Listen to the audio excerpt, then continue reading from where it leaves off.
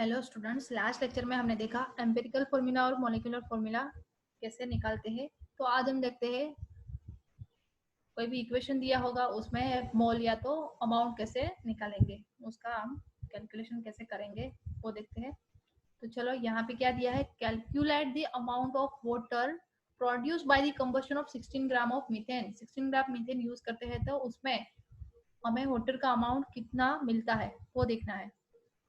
तो यहाँ पे देखो, मीथेन दे दिया है, अमाउंट दे दिया है उसका 16 ग्राम। तो हमारे पास एक फॉर्मूला है मोल की, वो हम अप्लाई करते हैं यहाँ पे। वेट इज इक्वल टू क्या है, weight, molecular weight is equal to mole is equal to weight upon molecular weight है हमारे पास, ये वाली फॉर्मूला।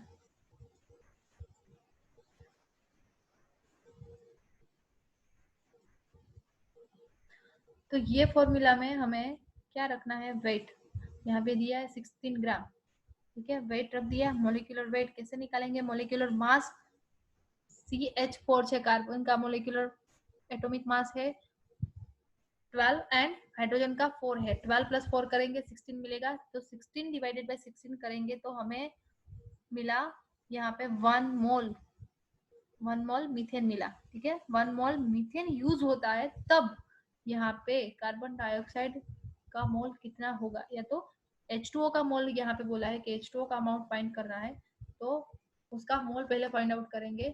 यहाँ पे कोएफिशिएंट देखो 1 दिया है, यहाँ पे 2 दिया है, यहाँ पे 1 मोल हमें मिला तो 1 इंटू 1 करेंगे, क्या मिला, 1 मिला, ठीक है। तो इसके अकॉर्डिंग हम करेंगे, यहाँ पे 2 कोएफिशिएंट दिया है तो 1 मोल मीथेन हमें मिला है, तो इसके अकॉर्डिंग कोएफिशिएंट यहाँ पे 2 दिया है, ठीक है।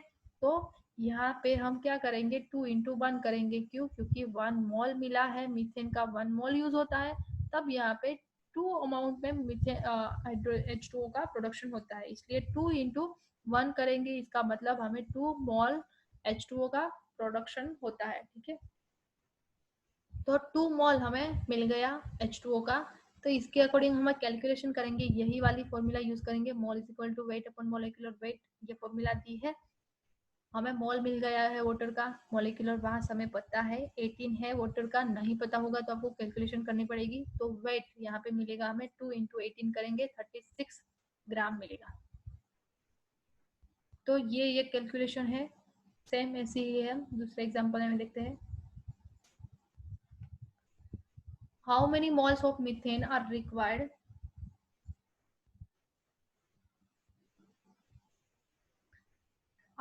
to produce 22 gram of carbon dioxide after combustion। Combustion होता है मीथेन का, उसके बाद कार्बन डाइऑक्साइड मिलता है हमें और वाटर का प्रोडक्शन होता है, ये हमें पता है।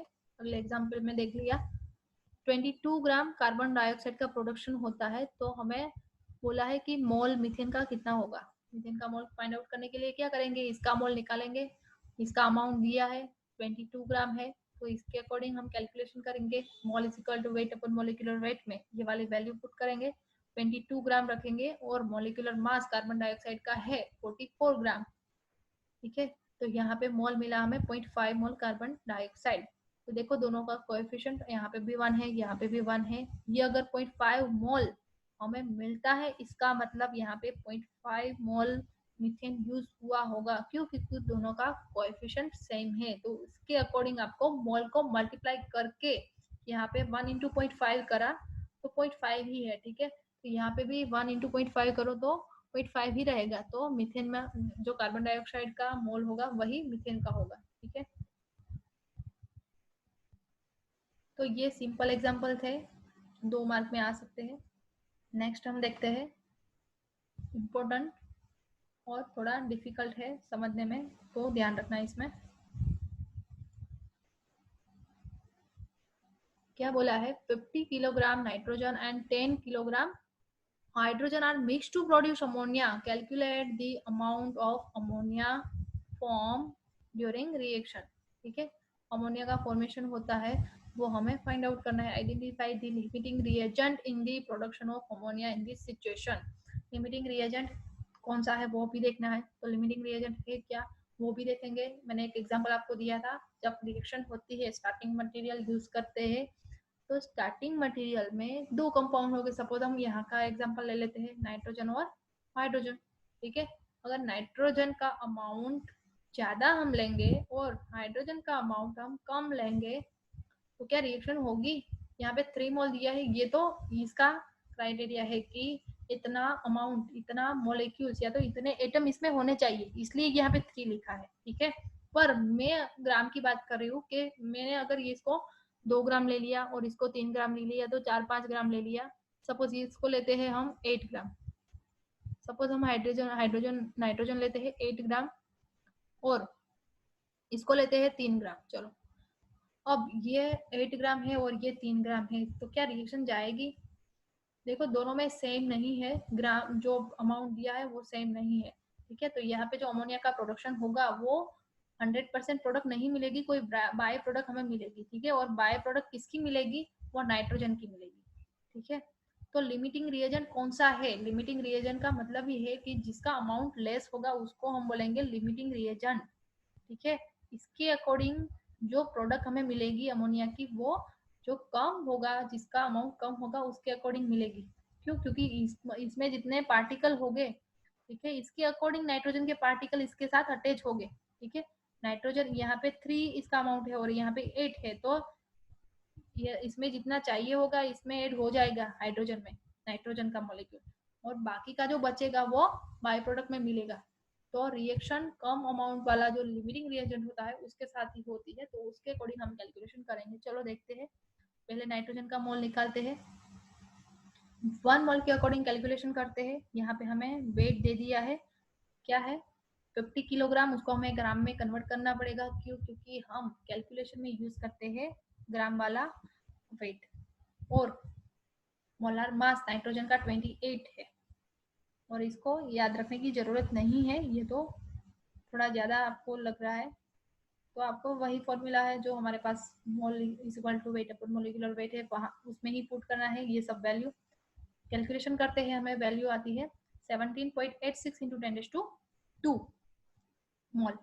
और हाइड्रोजन का मोल सेम वे हम ऐसे ही फाइंड आउट करेंगे। 10 किलोग्राम इसकी वैल्यू दी है, अमाउंट दिया है, और ग्राम में कन्वर्ट करा तो 1000 ग्राम लिखा है यहाँ पे, और मोलर मास है वो 2 ग्राम है। यहाँ पे मोल मिला हमें 4.96 इंटू 10⁻³ दोनों का मोल हमने फाइंड आउट कर लिया। अब हमें क्या करना है, फाइंड आउट करना है कि दोनों में से लिमिटिंग रिएजेंट कौन सा है। ठीक है, ये हम 3 मोल यूज करते हैं, ये 1 मोल यूज करते हैं।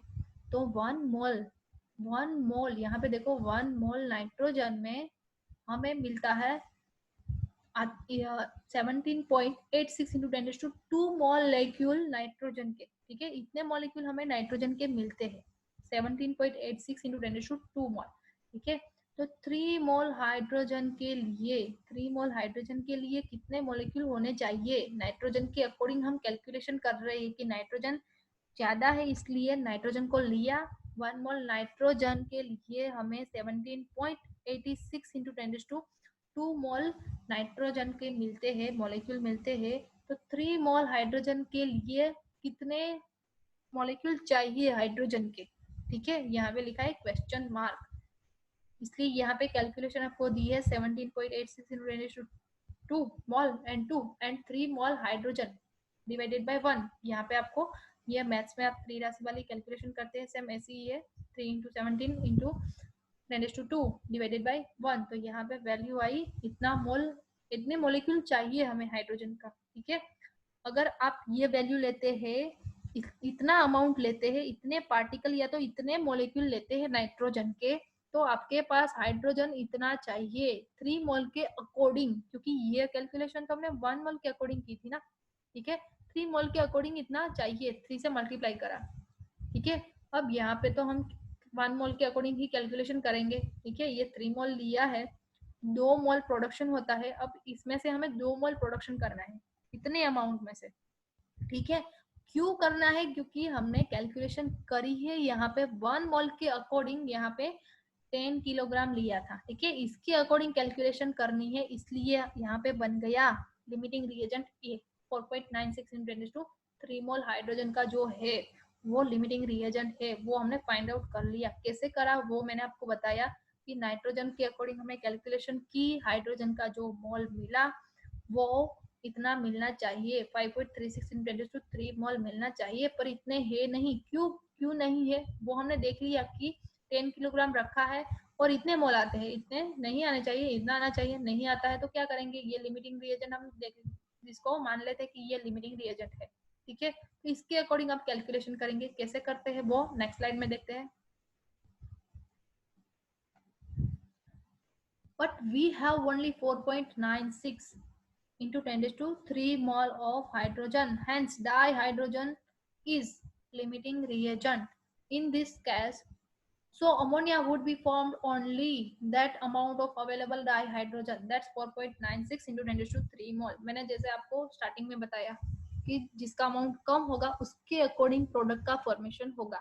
हाइड्रोजन का अमाउंट कम है वो हमने देख लिया नाइट्रोजन के अकॉर्डिंग। ठीक है, वो देख लिया, पता चल गया लिमिटिंग रिएजेंट कौन है, तो उसके अकॉर्डिंग ही कैलकुलेशन होगी कि 3 मोल हाइड्रोजन जब यूज होता है तो वो देता है 2 मोल अमोनिया। ठीक है, 3 मोल हाइड्रोजन 2 मोल अमोनिया देता है। तो इसके अकॉर्डिंग आपको ये फॉर्मूला याद रखनी है कि 3 मोल हाइड्रोजन है, इसके लिए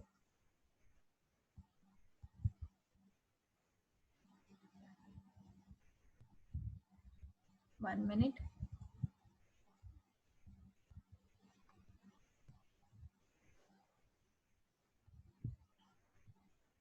आपको क्या लिखना है यहाँ पे, 2 मोल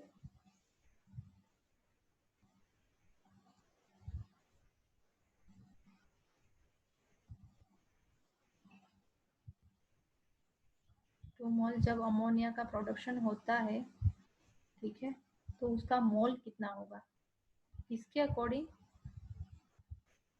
कि 3 मोल जब हाइड्रोजन यूज होता है और उसमें से हमें मॉलिक्यूल मिलते हैं 4.96 इंटू 10⁻�3। ठीक है, 3 मोल हाइड्रोजन 4.96 इंटू 10⁻3 मोल मॉलिक्यूल इसके यूज होते हैं, तो 2 मोल अमोनिया का मोल टोटल उसका मॉलिक्यूल कितना होगा, मॉलिक्यूल अमोनिया का वो फाइंड आउट करना है।